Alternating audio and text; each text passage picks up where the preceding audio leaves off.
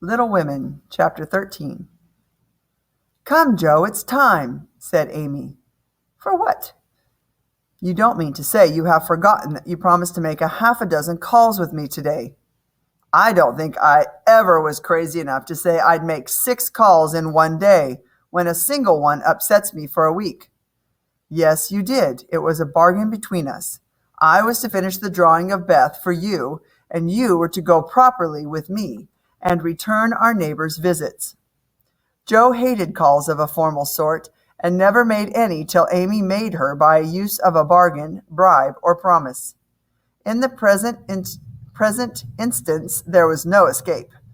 Taking up her hat and gloves, she told Amy she was ready. "Joe March, you are enough to provoke a saint. You don't intend to make calls in that outfit, I hope," cried Amy. "Why not? I'm neat and cool and comfortable. If people care more for my clothes than they do for me, I don't wish to see them. You can dress for us both and be as elegant as you please." "Oh, dear," sighed Amy. "I'll do anything for you, Joe, if you'll only dress yourself nicely and come and help me. I'm afraid to go alone. Do come and take care of me." "You're an artful little miss to flatter your cross old sister in that way." "Well, I'll go if I must, and do my best. You shall be my commander, and I'll obey blindly. Will that satisfy you?" said Joe. "You're an angel. Now put on all your best things, and I'll tell you how to behave at each place, so that you will make a good impression. I want people to like you, and they would if you'd only try to be a little more agreeable." When Joe was at last dressed according to Amy's order, Joe said, "I'm perfectly miserable, but if you consider me presentable, I'll die happy." "Yes, you'll do." "Am I to drag my best dress through the dust, or loop it up, ma'am?" "Hold it up when you walk, but drop it in the house." Joe sighed as off they sailed away on their visiting. "Now, Joe, dear, the Chesters consider themselves very elegant people, so I want you to put on your best manners. Don't make any of your surprising remarks or do anything odd, will you?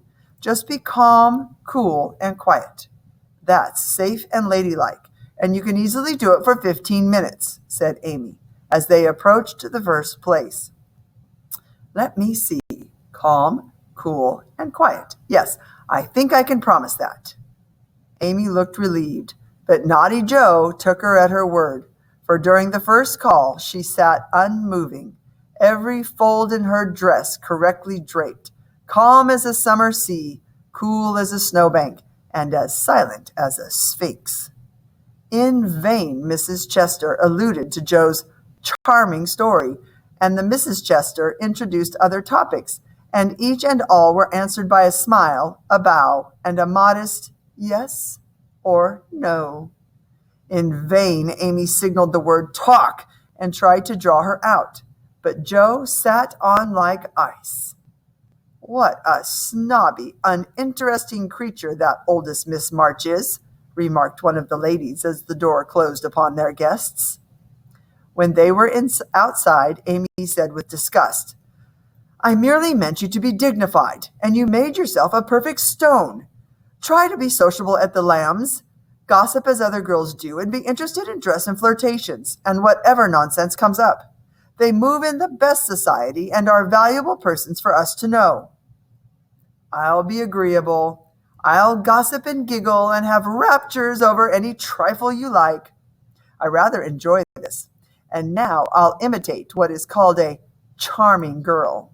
See if the Lambs don't say, 'Oh, what a lively, nice creature that Joe March is.'" Amy felt anxious, as well she might, for when Joe turned freakish, there was no knowing where she would stop.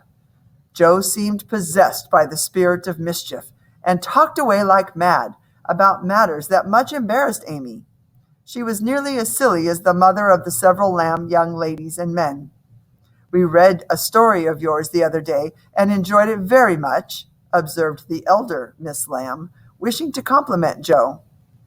"Sorry you find nothing better to read. I write that rubbish because it sells and ordinary people like it." As Miss Lamb had enjoyed the story, this reply was not exactly grateful or complimentary. The moment it was made, Joe saw her mistake. but suddenly she remembered that it was for her to make the first move toward leaving, and so said, "Amy, we must go. Goodbye, dear. Do come and see us. We are pining for a visit. I don't dare to ask you, Mr. Lamb, but if you should come, I don't think I shall have the heart to send you away." Amy got them out of the room as rapidly as possible. "Didn't I do that well?" asked Joe as they walked away. "Nothing could have been worse," was Amy's reply. "You never will learn when to hold your tongue and when to speak." Poor Joe looked ashamed and touched her nose with a handkerchief. "How shall I behave here?" she asked as they approached the third mansion. "Just as you please. I wash my hands of you," said Amy. "Then I'll enjoy myself. The boys are at home and we'll have a fun time. Goodness knows I need a little change, for elegance wears me out," said Joe.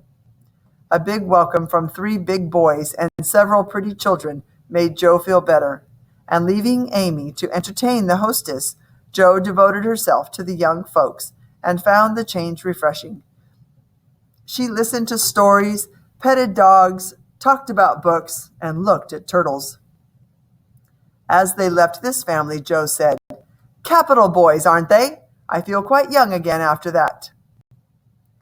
The next family they were to visit were out, for which Joe was grateful, and Joe was again thankful when they reached the 5th house and were told that the young ladies were unavailable.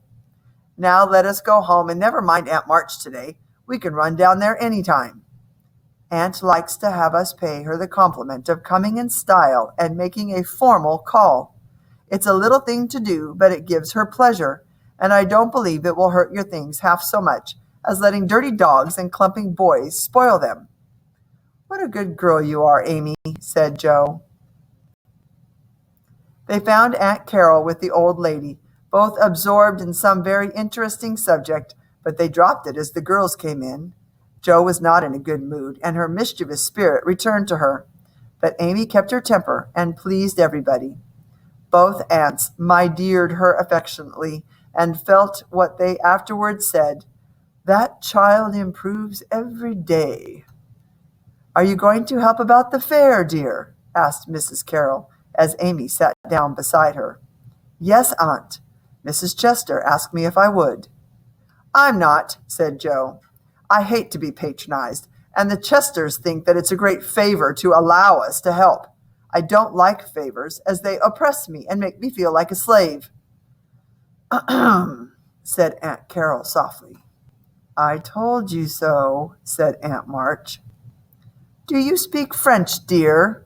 asked Mrs. Carroll, laying her hand on Amy's. "Pretty well, thanks to Aunt March," replied Amy. How are you about languages?" asked Mrs. Carroll of Joe. "Don't know a word. I'm very stupid about studying anything. Can't bear French. It's such a slippery, silly sort of language." A look passed between the ladies, and Aunt March said to Amy, "You are quite strong and well, dear." "I'm very well, and mean to do great things next winter, so that I may be ready for studying art in Rome whenever that day arrives." "Good girl. You deserve to go, and I'm sure you will some day," said Aunt March. At this, Joe shook hands in a gentlemanly manner with the aunts, while Amy kissed them, and the girls departed. As they vanished, Aunt March said, "You'd better do it, Mary.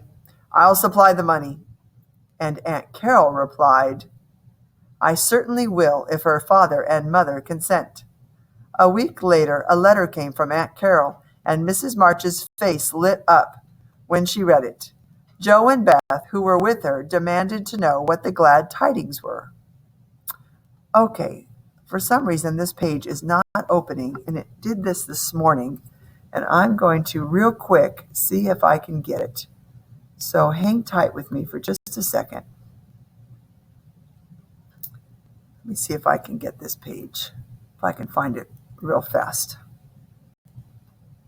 It's kind of an important page,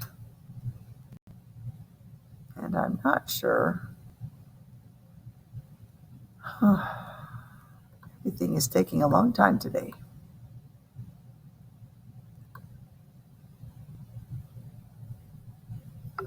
Almost there.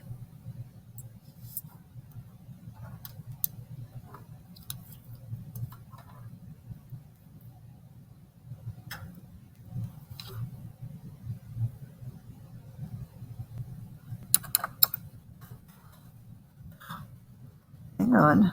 Sorry.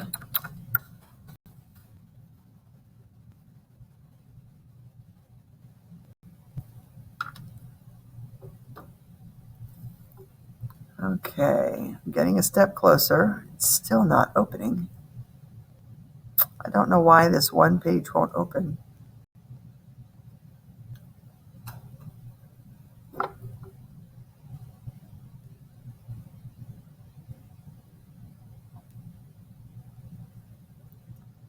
Everything seems to be taking a long time.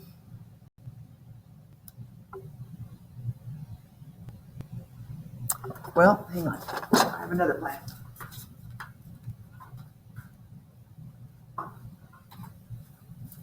If I can't get the picture, I will just get the book. So you won't be able to follow along with me, but I will just read aloud from the book. Oh, here we go. Maybe I can get it.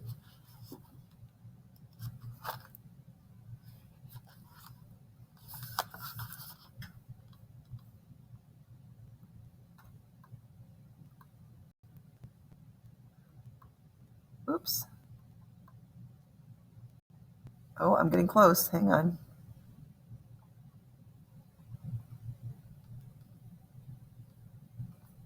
Okay, I'm just going to read it from the book. Aunt Carol is going to Europe next month. Oh, the end of the page, sorry. As they left this family, oops, wrong page. A week later, a letter came from Aunt Carol, and Mrs. March's face lit up when she read it. Joe and Beth, who were with her, demanded to know what the glad tidings were. Aunt Carol is going to Europe next month and wants me to go with her, burst in Joe. No, dear, not you. It's Amy. Oh, Mother, it's my turn first. I've wanted it so long. I'm afraid it's impossible, Joe. Aunt says Amy, and I'm afraid it is partly your own fault, dear. When Aunt spoke to me the other day, she regretted your blunt manners and spirit, and here she writes. I planned at first to ask Joe, but as favors burden her, and she hates French, I think I won't venture to invite her. Why can't I learn to keep quiet? Groaned Joe. Joe, dear, I'm very selfish, but I couldn't spare you, and I'm glad you are not going quite yet, whispered Beth, embracing her.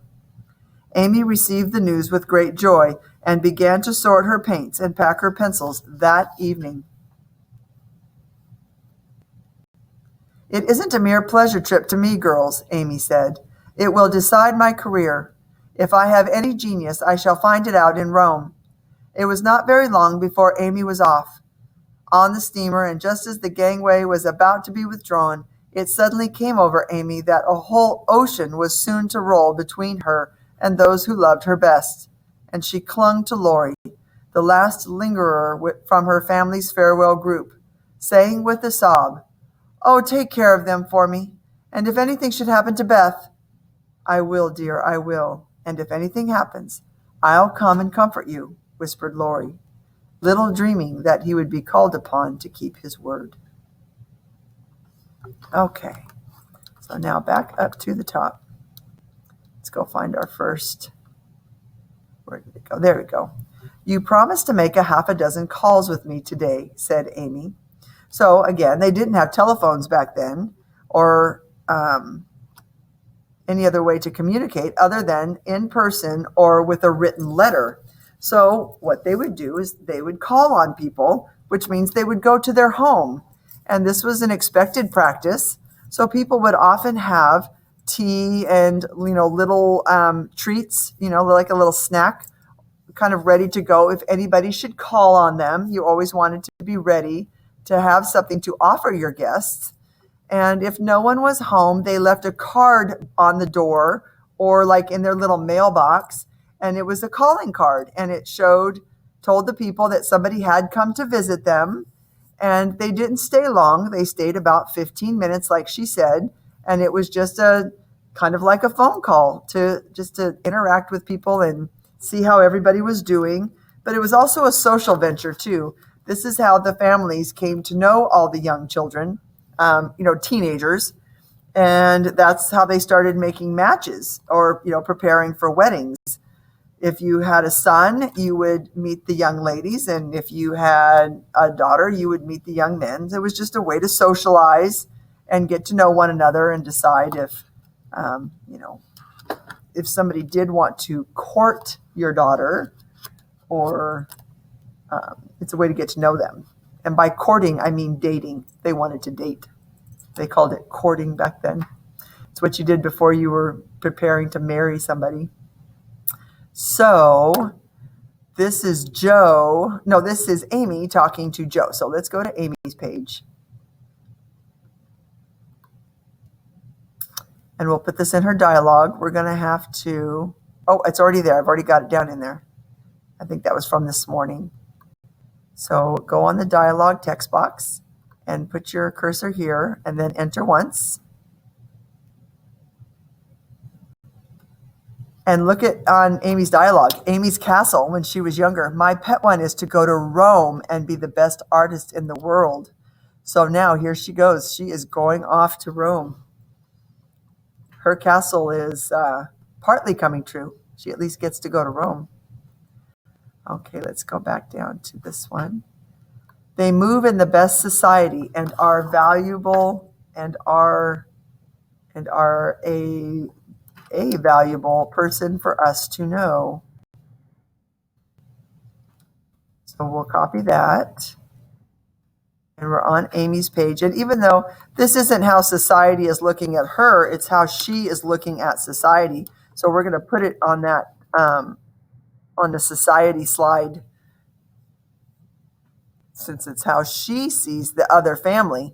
They move in the best society. So if she wants to make a match, which means she wants to date and marry somebody that comes from a rich family, a wealthy family, and so she doesn't have to worry about surviving. Meg and John Brooke are going to have to work harder. He doesn't come from money, so they're going to have a bit of a different life. That's not the life Amy wants. I don't think Amy would marry a John Brooke or a person like John Brooke. Money is too important to her.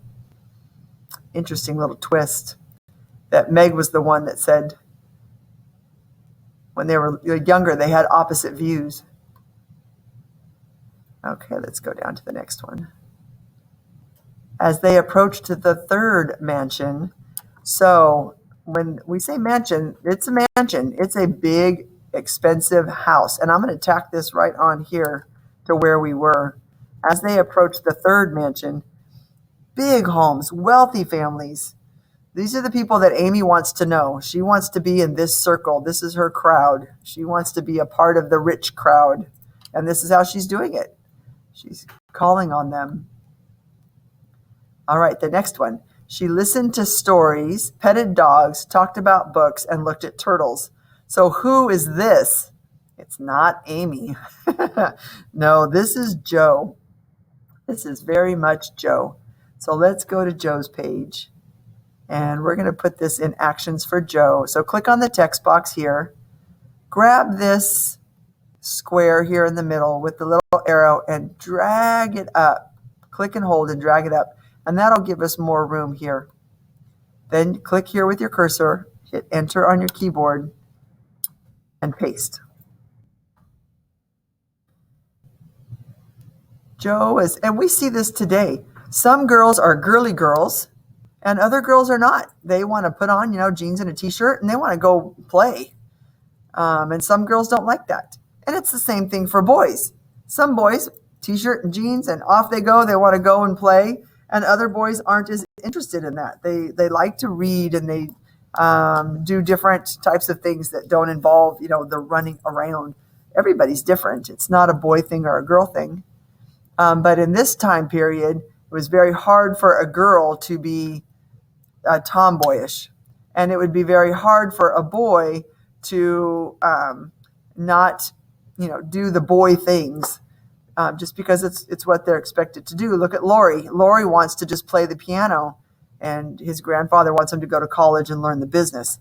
So it was much harder for boys and girls in this time period to do things that weren't expected of them, to kind of be outside the box a little bit. it wasn't as acceptable. And then down to the bottom. Okay, I don't like favors, for they oppress me and make me feel like a slave, said Jo. So she doesn't want to be beholden to anybody. She feels if she does something for one of these snooty families, then she owes them. She doesn't want to owe anybody anything. She wants to do her own thing. And let's see, that was a dialogue on her part. But it's society. Let's put this over here on society for Jo. I don't like favors, for they oppress me and make me feel like a slave. So this is what Jo thinks the rich family, how the rich family sees her, that they're doing her a favor by asking her to help, and she doesn't want to. She doesn't want to owe them anything. Is that true? Is that really what they're doing? Perhaps. And last we have Amy. If I have any genius as an artist, I shall find it out in Rome. So we're going to go back to Amy's page. She shall find it out in Rome. I'm going to extend her page up and click right after the last one and enter. If I have any genius, I shall find it out in Rome, said Amy. Awesome. Yep, that was the last one. So we'll find out what happens in Rome. She's going to find out if she's a good enough artist to become famous. Will her castle come true? We shall see.